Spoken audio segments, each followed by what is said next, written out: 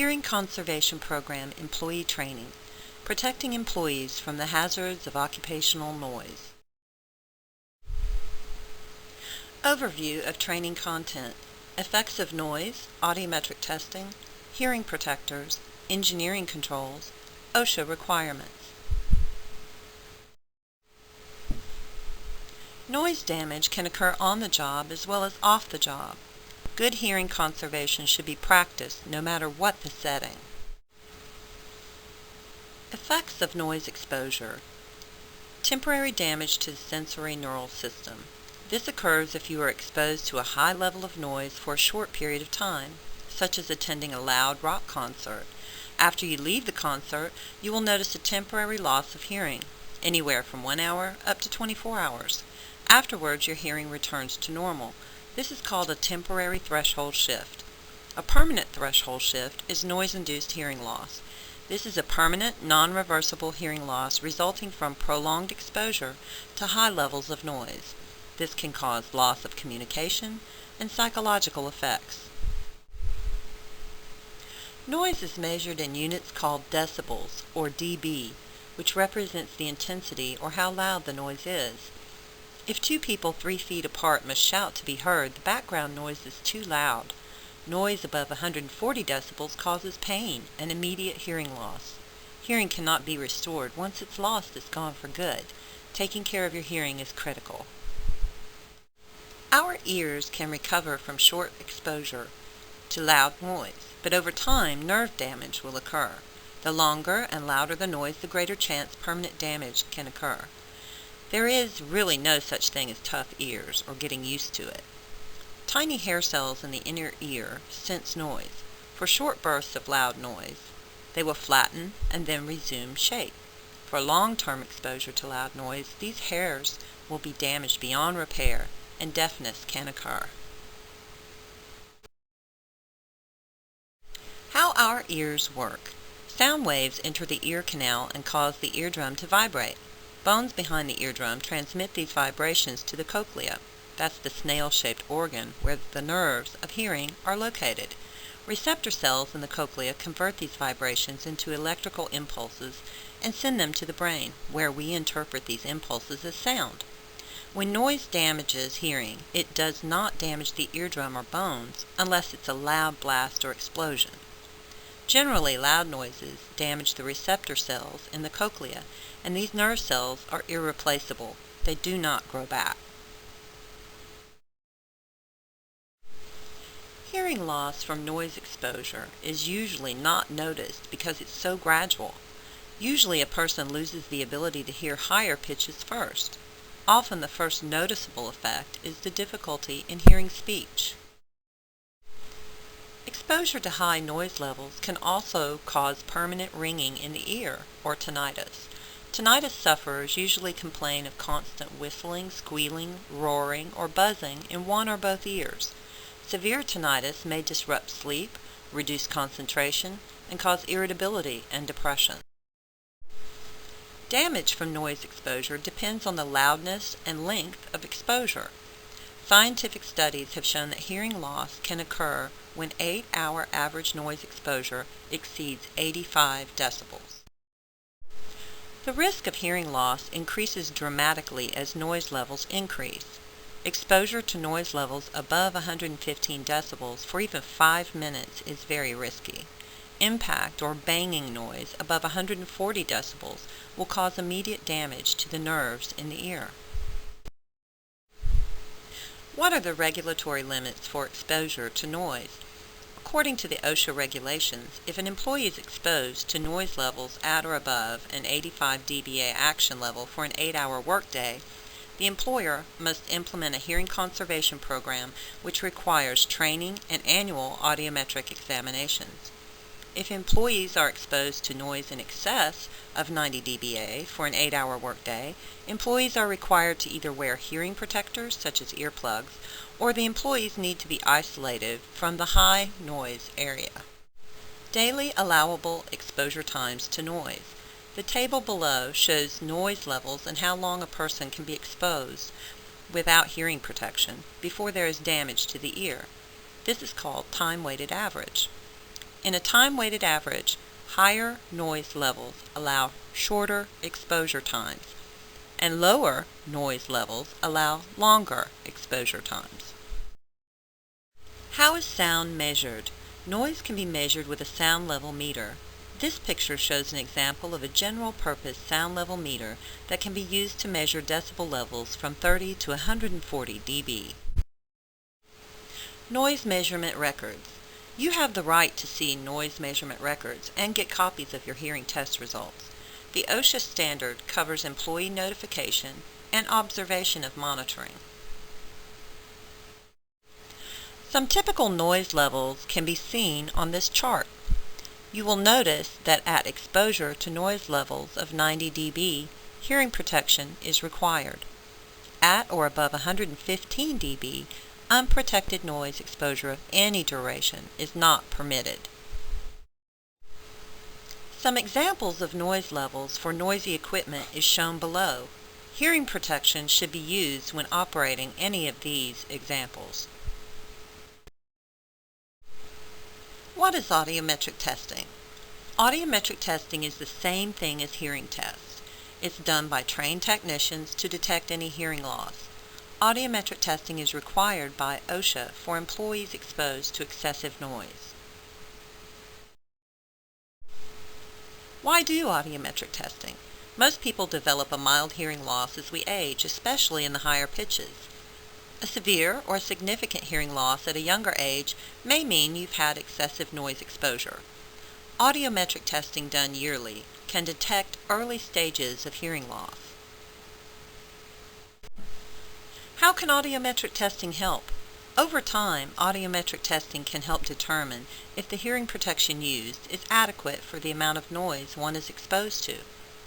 It can help determine if there are changes in one's hearing levels due to noise exposure, and if there's a medical condition of the ear possibly unrelated to noise exposure. How does audiometric testing work? When you're first hired, a baseline test is taken. The testing is repeated every year after that and compared to the baseline test result. If a hearing loss is detected, you might be referred to a doctor or audiologist for further evaluation. Audiometric testing produces printed audiograms, which show hearing ability at several pitches or frequencies. These frequencies include the human speech range. All subsequent hearing tests during employment are compared to the first-year test or baseline. If there is a hearing loss of 10 decibels or more in the human speech range, you might be referred to a doctor or audiologist for further evaluation.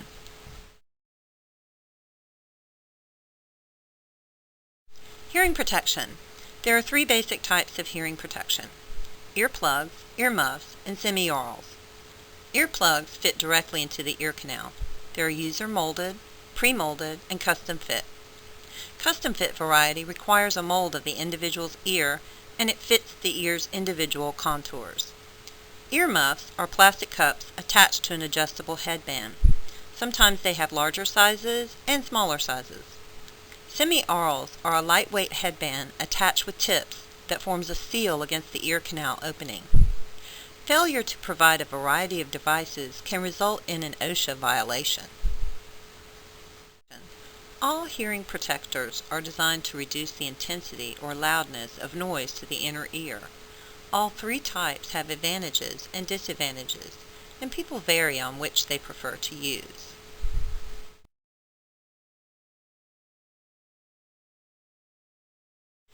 Earplugs rarely cause infection or prolonged irritation of the ear canal. Most people can find a comfortable fit by trying several different sizes, types, or brands. Custom molded earplugs can be obtained for maximum comfort. Advantages of earplugs are that they tend to be more comfortable than earmuffs for longer wear, and they're cooler in hot weather. Earplugs are also compatible with hard hats and safety glasses.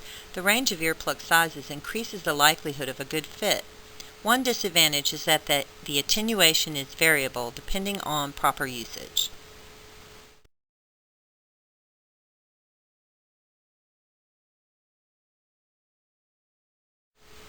Foam-type earplugs must be inserted properly into the ear. First, roll the earplug into a small cylinder. Then insert into the ear by pulling the pinna or top of your ear upwards. This diagram shows a properly inserted earplug into the ear canal. Properly inserted hearing protection should not sit on the outside of the ear. Ear muffs cover the whole ear and are preferred by some people.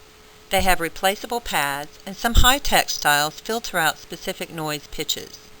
They usually last longer than most plugs. Ear muffs are warm in the winter and great for people who hate to put anything in their ears. But they can be hot in warmer weather and problematic to wear with hard hats or glasses. Canal caps or semi-aurals are like earplugs, except they do not go into the ear canal, they only block it. Semi-aurals are convenient to put on and take off, but are typically the lowest rated of hearing protection devices.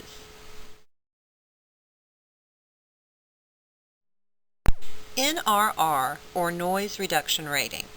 The noise reduction rating, or NRR, of hearing protection is measured in decibels. The NRR is found on the earmuff or earplug package. The higher the number, the greater the protection according to the manufacturer. OSHA requires that NRRs must be D-rated to show actual noise reduction.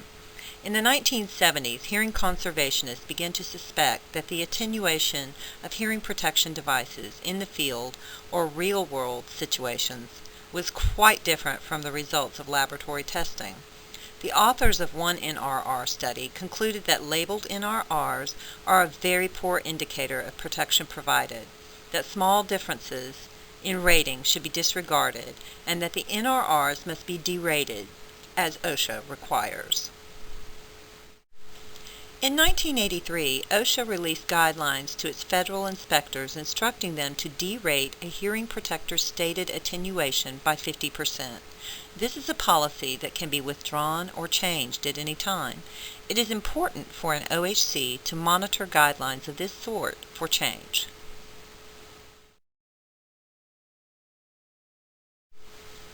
Because of the 7 dB subtraction factor that's necessary when an A-weighted average is used, the formula to determine the actual rating would be as follows. Take the NRR minus 7 and divide by 2. So an NRR of 29 would actually only be 11. Earmuffs and plugs provide protection, but only when used properly. Sometimes people will remove hearing protection for just a minute in a noisy area. In areas of very high noise exposure, this could result in noise overexposure. Controlling noise. Noise can be controlled in 3 different ways: at the path, at the source, or at the receiver. Engineering controls involve modifying or replacing equipment or making related physical changes at the noise source or along the transmission path to reduce the noise level at the worker's ear.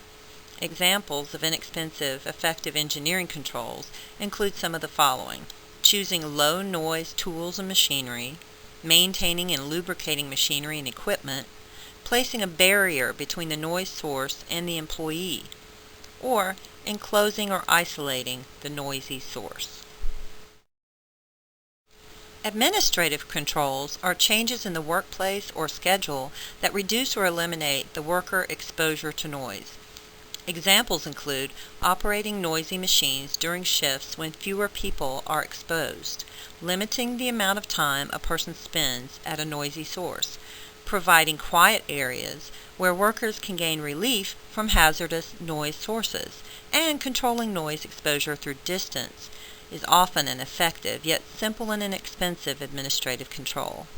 Specifically, for every doubling of the distance between the source of noise and the worker, the noise is decreased by 6 decibels. OSHA requirements from the Hearing Conservation Amendment state that employers are required to conduct a training program for all employees whose TWA equals or exceeds 85 decibels. Employee training must occur annually and may be updated to be consistent with workplace changes in hearing protection devices. Employee training must include information about audiometric testing and test procedures and about the effects of noise on the hearing. Employees must be trained concerning the selection, fit, and care of hearing protection devices, along with the advantages and disadvantages of them. Materials used in the hearing conservation program must be made available to OSHA inspectors and employees upon request. Remember, noise-induced hearing loss causes no pain, causes no visible trauma, leaves no visible scars, is unnoticeable in its earliest stages, accumulates with each overexposure, and sometimes takes years to diagnose. Although noise-induced hearing loss is permanent, it is preventable. Protect your hearing with hearing protection.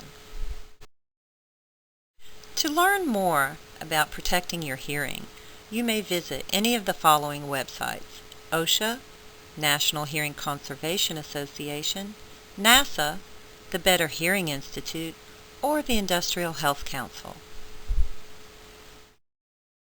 Thank you for taking the time to learn more about protecting your hearing.